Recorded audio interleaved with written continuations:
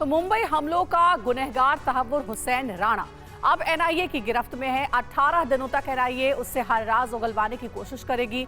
हम आपको बताते हैं कि एनआईए आतंकी तहव्वुर राणा से कौन कौन से सवाल पूछने की तैयारी में है। टीवी9 ने सूत्रों से मिली जानकारी पर 12 सवालों की लिस्ट तैयार की है। देखिए वो सवाल कौन कौन से हो सकते हैं।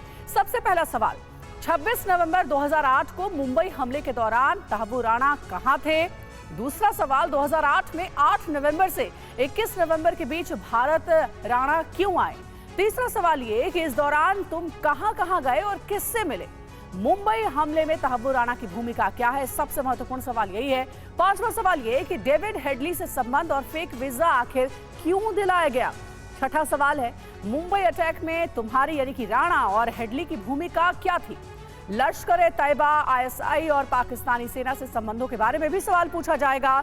आठवां सवाल यह होगा कि हाफिज सईद से संबंध क्या है और उससे कब और कहां मिले? साथ ही लश्कर की मदद तहव्वुर राणा ने कैसे की और उसे बदले में क्या मिला? और 10वां अहम सवाल ये कि हमले के लिए फंड कहां से आया, हथियार किसने दिए? आगे ये भी पूछा जा सकता है कि हमला करने वाले आतंकियों की भर्ती और ट्रेनिंग कहां पर हुई? क्या पाकिस्तान सरकार को आतंकी हमलों की जानकारी थी? तो ये कुल वो 12 सवाल है जिसका सामना तहव्वुर राणा को करना है।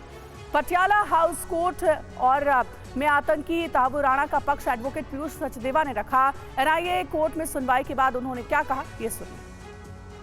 एनआईए ने 20 दिन की पुलिस कस्टडी मांगी थी। कोर्ट ने 18 दिन की कस्टडी दी है इन्वेस्टिगेशन के लिए और ये डायरेक्ट किया है कि कस्टडी में लेने से पहले और अगली डेट पे प्रोडक्शन से पहले भी कॉम्प्रिहेंसिव मेडिकल टेस्ट होंगे और बीच में जो भी उनकी मेडिकल रिक्वायरमेंट्स हैं उनको देंगे।